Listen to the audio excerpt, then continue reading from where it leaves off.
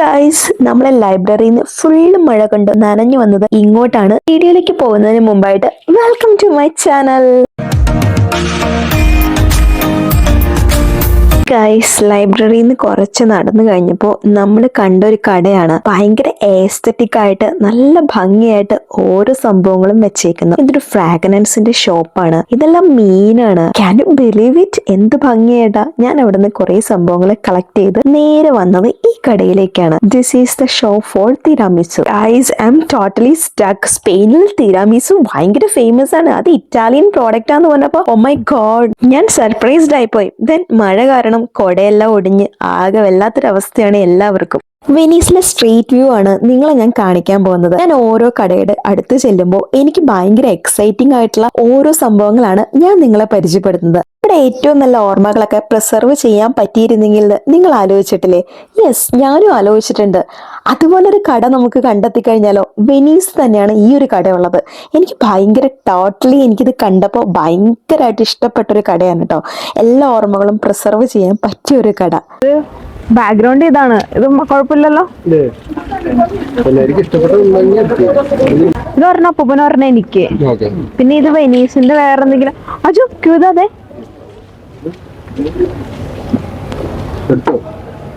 ഇത് പറഞ്ഞ എടുക്കണോന്ന് ഞാൻ ചോദിച്ചേ.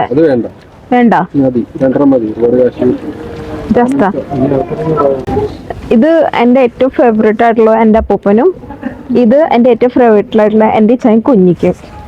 ഞങ്ങള് രണ്ടുപേരും കൂടി പോകുമ്പോൾ ഒരുമിച്ച് ഈ മാഗ്നറ്റ് എടുക്കണമെന്ന് വിചാരിച്ച് ഇന്നലെ ഒരുപാട് കടയിൽ പല മാഗ്നറ്റ് ഉണ്ടായി. ഞാൻ ഒന്നും എടുത്തില്ല. പക്ഷെ ഈ ചായ എനിക്ക് മുമ്പായിട്ട് എല്ലാം എടുത്തു.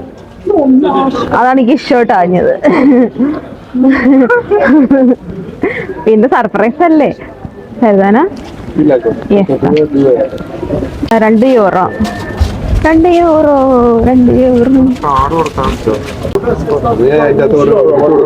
നീ എടുക്ക്, ഞങ്ങൾ കൊടുക്കാം, പൈസ കൊടുക്കാം. നീ എടുക്കണ്ടോ? അന്ന് കൊടുക്ക്.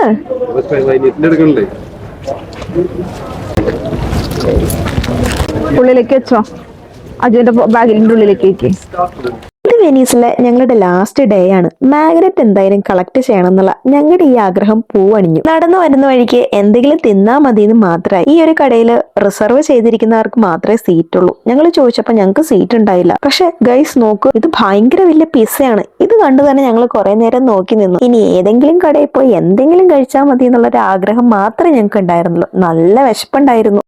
ഭയങ്കര തണുപ്പും ചാറ്റൽ മഴയും എല്ലാം കൂടി ആയി കഴിഞ്ഞപ്പോൾ എന്തെങ്കിലും തിന്നാ മതിയെന്നായി. പാസ നോക്കി നടന്ന് ഞാൻ മടുത്തു. പിസ ആണെങ്കിൽ പിസ. അങ്ങനെ ഒരു കട വന്നു. ആ കടയിലേക്ക് നമ്മൾ അങ്ങോട്ട് കയറി.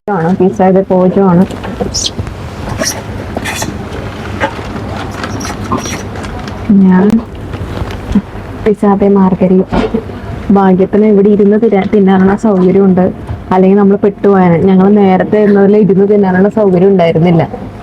നമ്മുടെ മേശ നമ്മുടെ തലയ്ക്ക് മുകളിലായിരുന്നു.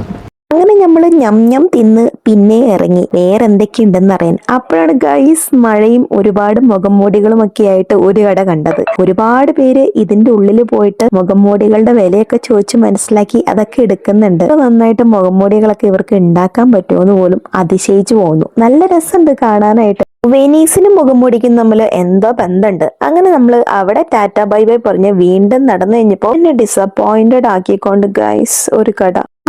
അത് തന്നെ, പാസ്തയുടെ കട. ഞാൻ തെരഞ്ഞു നടന്ന കട. ഞം തിന്നിറക്കി വയറിന്റെ കാളലും വിശപ്പും എല്ലാം അടങ്ങി കഴിഞ്ഞു കഴിഞ്ഞപ്പോഴാണ് ഈ കട നമ്മൾ കാണുന്നത്. എന്തൊരു ഡിസപ്പോയിന്റഡ് ആണ് എന്റെ മനസ്സിന് പറഞ്ഞറിയിക്കാൻ പറ്റത്തില്ല. ഈ കടയുടെ ഉള്ളിലുള്ള ആംബിയൻസ് കിട്ടുവാണ് ഗൈസ്. ഓരോ രാജ്യങ്ങളുടെ നോട്ട്സ് ഒക്കെ വിത്ത് ലവ് എന്ന് പറഞ്ഞ് എഴുതിയിട്ട് അവിടെ അവർക്ക് കൊടുത്തിരിക്കുന്നു. കാണാൻ തന്നെയുണ്ട് ഒരു ചന്തം. ഞങ്ങൾ എല്ലാവരും അന്തം വിട്ട് കുന്തം വിഴുങ്ങിയ പോലെ നോക്കി നിന്നു. കാരണം ഒരു പെരുമ്പാമ്പിനെ വയറ്റിലാക്കിയ മാതിരിയാണ് ഞങ്ങൾ 3 പേരും നിന്നത്. തിരാമിസു, ഐസ്ക്രീം, പിസ ഇതെല്ലാം കുത്തിക്കീറ്റിട്ടാണ് ഞങ്ങളുടെ നിപ്പ്. ഓരോന്ന് തിന്നുമ്പോഴും ഇച്ചായന്റെ ഒരു മോട്ടിവേഷൻ ഉണ്ട്. അത് പറയേ വേണ്ട. ഐസ്ക്രീം തിന്നു കഴിഞ്ഞപ്പോൾ പറഞ്ഞു തണുപ്പ് മാറാൻ ഐസ്ക്രീം നല്ലതാണെന്ന് പറഞ്ഞ് അത് കഴിച്ചു. തിരാമിസ് കഴിഞ്ഞപ്പോൾ ഇനി ഇങ്ങോട്ട് വരില്ലല്ലോ, ഇറ്റാലിയൻ തിരാമിസ് നോക്കാന്ന് പറഞ്ഞ് അത് കഴിച്ചു. പിസ തന്നപ്പോൾ ഉള്ളിലുള്ള തണുപ്പ് മാറാനായിട്ട് പിസ കേട്ടാന്ന് പറഞ്ഞ് അതും കഴിച്ചു. ഇപ്പൊ ഇഷ്ടപ്പെട്ട ഒരു പാസ്ത കണ്ടു കഴിഞ്ഞപ്പോൾ ഗൈസ് നോക്കി നിൽക്കാനേ ഞങ്ങൾക്ക് വഴിയുള്ളൂ.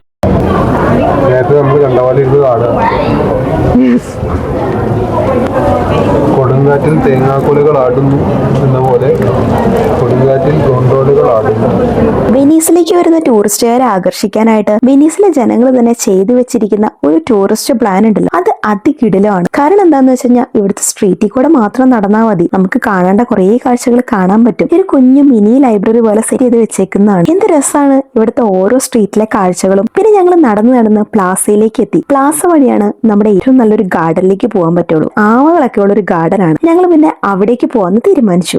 ഇങ്ങനെ ഒരു സ്ഥലത്തേക്ക് വന്നു കഴിഞ്ഞപ്പോൾ നമ്മൾ കണ്ടതാണ് ഈ വെനീസിൻ്റെ ഉള്ളിൽ തന്നെയുള്ള ഒരു പാർക്കാണ്.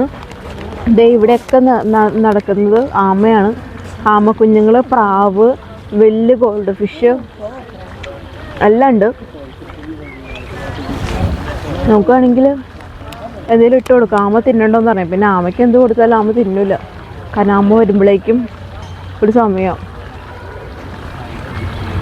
ആമയൊക്കെ ചത്ത മാതിരിയാണ് അവിടെ കൂട്ടം കൂട്ടമായിട്ട് ഇരിക്കുന്നത്. അത് അതിൽ നിന്നൊരു രീതിയിൽ അണങ്ങിയിട്ടില്ല. ശ്വാസം പോലും വിടാത്ത ആമകൾ.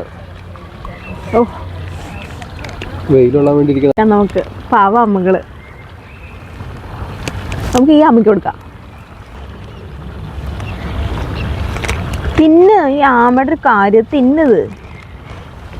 എന്നാ വയറ് നിറഞ്ഞുണ്ട്. രണ്ടെണ്ണം കഴിച്ചു. കൊടുക്കാം, അവര് ഇല്ലെങ്കിൽ ചീത്ത പറയും. എന്നാ പ്രാവ് എന്നാ